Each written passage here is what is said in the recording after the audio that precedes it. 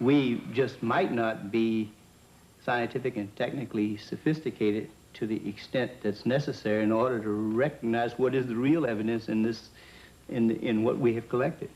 I think we should also think of other possible hypotheses. Suppose there are such things as interlocking universes, where forms of matter which don't mesh with ours except under strange conditions.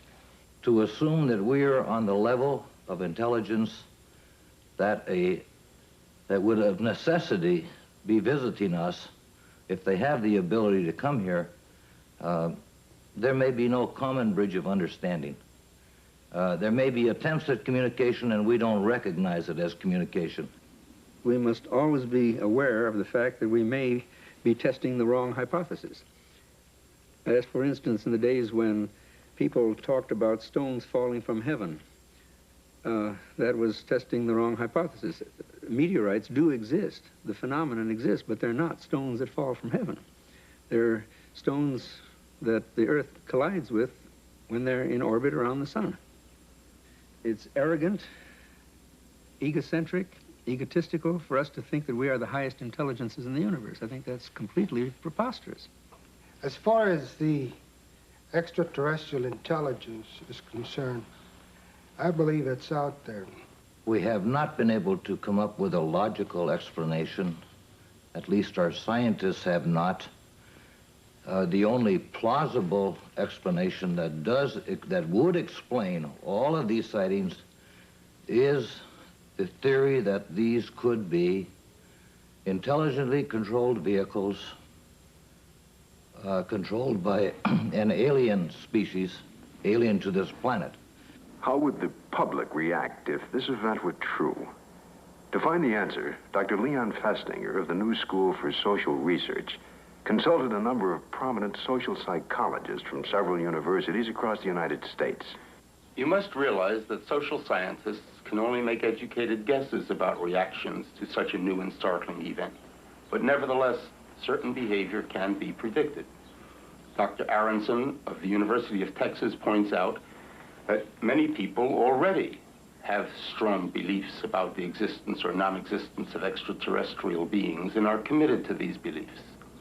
Dr. Walser tells us that if these extraterrestrial beings were advanced beyond us, we would probably gain technological information from them, that many Americans may worry that their benefactor will demand something in return, constant gratitude or acknowledgement of their superiority.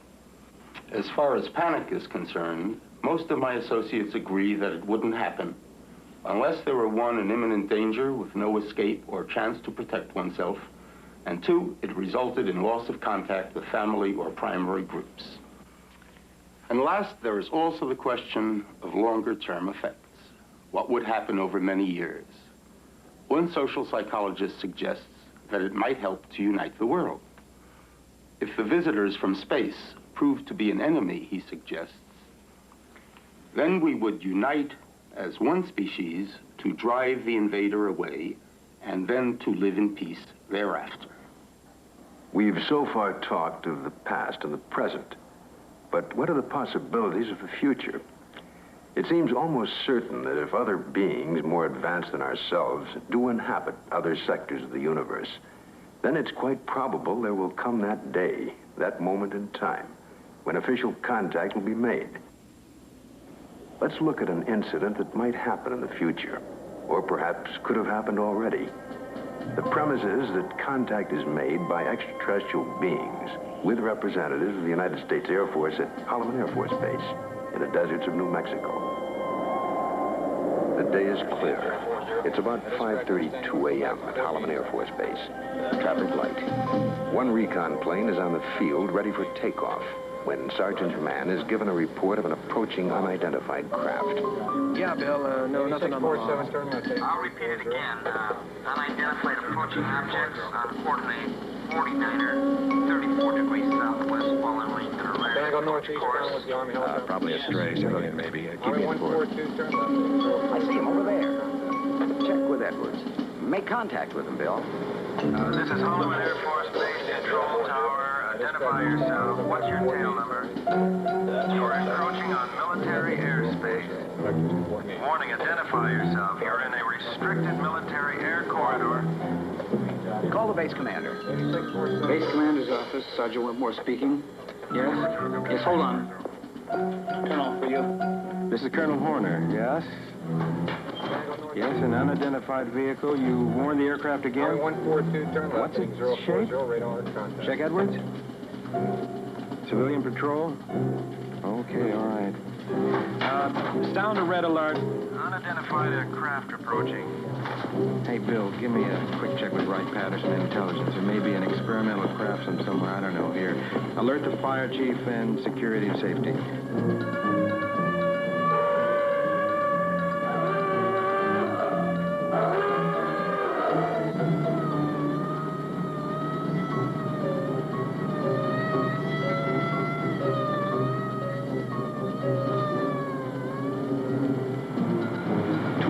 Interceptors are dispatched to escort the unidentified crafts out of the area.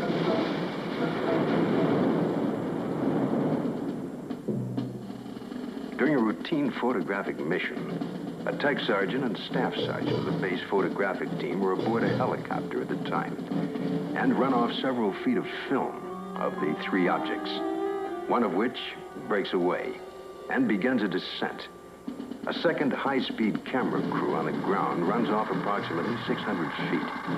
The cameras continue to roll as the extraordinary vehicle comes into view. It hovers, almost silently, about 10 feet off the ground for nearly a minute and yaws like a ship at anchor, then sets down on 3 extension pads. The commander and 2 officers, along with 2 base Air Force scientists, arrive and wait apprehensively. A panel slides open on the side of the craft. Stepping forward, 1, then 2, and a third, what appear to be men dressed in tight-fitting jumpsuits. Perhaps short by our standards, with an odd blue-gray complexion, eyes set far apart, a large pronounced nose. They wear a headpiece that resembles a rope-like design.